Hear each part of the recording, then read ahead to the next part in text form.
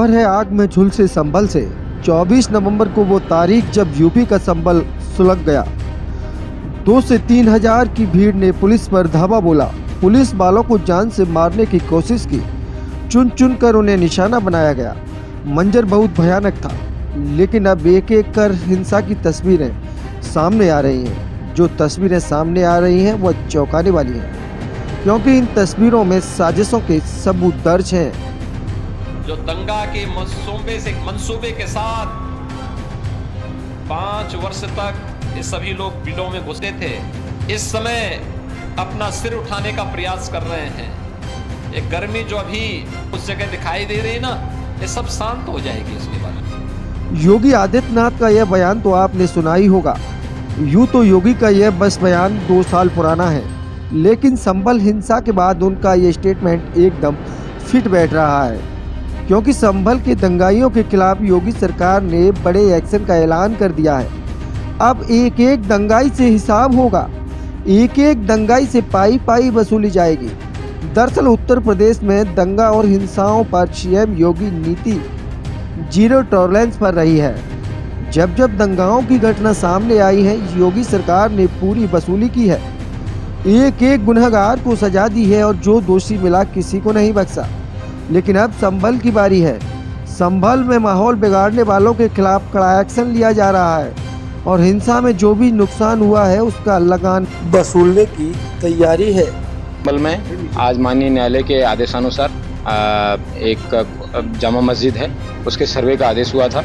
सर्वे जब चल रहा था उस समय उन्होंने पुलिस पर पत्थरबाजी करना शुरू किया। पुलिस ने उसका जवाब दिया है और उन लोगों द्वारा कुछ पुलिस के सब इंस्पेक्टर्स हैं और उनकी गाड़ियां जो जामा मस्जिद के परिसर के पास में खड़ी थी उनमें आग भी लगाई गई है।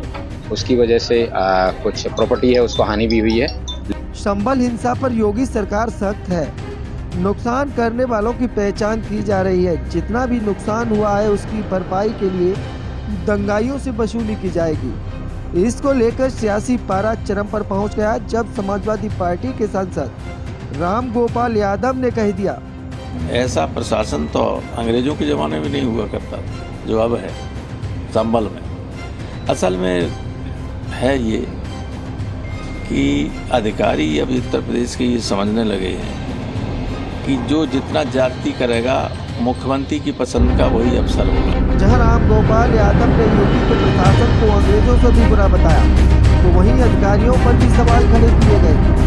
लेकिन राम गोपाल को यह नहीं दिख रहा कि जो संभल से सबूत आ रहे हैं वह हिंसा और उसके पीछे की साजिश उजागर कर रहे हैं। मकसद दंगा फैलाना ही था। अगर अचानक भीड़ जुटी होती तो ना उनके हाथ में लाठी होती, ना पत्थर होते और ना ही वहाँ कोई हथियार होता, क्योंकि यह दंगा प्री प्लानिंग था। इसलिए भीड़ के हाथों में पत्थर पहुँच गए। पुलिस पहचान न कर पाए, इसलिए बाकायदा नकाब से चेहरा ढका गया। पहचान छुपाने के लिए सीसीटीवी कैमरे तोड़े गए। अब पुलिस ने एक एक दंगाइयों की पहचान और धरपकड़ शुरू कर दी है।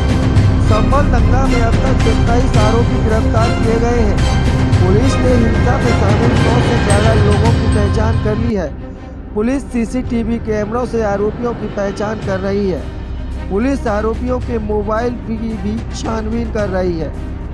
24 नवंबर को जो हिंसा हुई थी उसकी एक एक करके तस्वीरें सामने आ रही हैं और इन्हीं तस्वीरों के आधार पर एक एक करके दंगाइयों की धरपकड़ की जा रही है।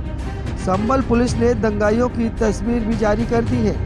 27 दंगाइयों की तस्वीर सामने आई है जो गिरफ्तार किए गए हैं। गिरफ्तार आरोपियों में 3 महिला भी शामिल हैं, जिनके नाम रुकैया, फरहाना और नजराना है। इसके अलावा जो पहचाने जाने वाले दंगाई हैं उनकी पुलिस की तलाश जारी है। संभल की सड़कों पर आरोपियों के पोस्टर भी लगाए गए हैं। इसी बीच हिंसा के आरोपी और संभल के सांसद जियाउर रहमान पर के पुलिस ने नोटिस जारी कर दिया है। सांसद पर भीड़ को उकसाने का आरोप है।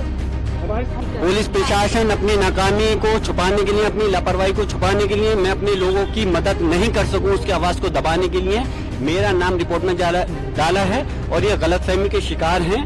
मैं अपनी जनता के लिए उनके हक और इंसाफ दिलाने के लिए मैं उनकी आवाज को बुलंद करता रहूंगा। जो भी कानूनी, मैंने पहले भी कहा था, जो भी कानूनी लड़ाई होगी उसको पूरी मजबूती के साथ लड़ा जाएगा और हम तब तक इस लड़ाई को लड़ेंगे जब तक इन पुलिस प्रशासन के अधिकारी जो कि इस हत्या के अंदर, इस घटना में शामिल है, जिन्होंने इस हत्या की है, जब तक उनको सजा नहीं मिल जाती तब तक हम लोग खामोश नहीं बैठेंगे। साजिश का हिस्सा है, मैंने बताया तो आपको, आपने ये क्वेश्चन रिपीट किया, मैंने बताया पुलिस और प्रशासन इस घटना का जिम्मेदार है।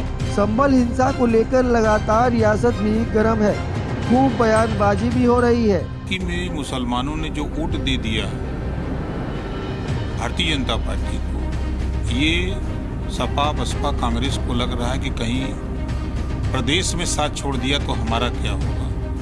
इस नाते लोगों ने आपसी विवाद पैदा किया, तो ये शुद्ध रूप से पॉलिटिकल है।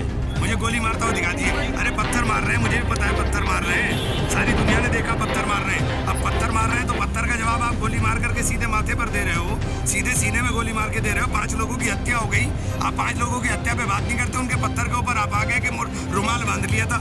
जिहादियों की बहुत गहरी साजिश चल रही है। अधिकारियों से निवेदन करना चाहती हूँ, व्यक्तिगत स्वार्थों को छोड़ करके जिहादियों पर कड़ी कार्रवाई करे। सियासत अपनी जगह है, लेकिन संभल में जो कुछ हुआ इसकी जड़ें वास्तव में गहरी हैं। योगी सरकार ने दंगाइयों के खिलाफ अपना पुराना एक्शन मॉडल लागू कर दिया है। जांच चल रही है, एक एक कर कड़ियां जोड़ी जा रही हैं। जल्द ही विस्फोटक खुलासे की उम्मीद है।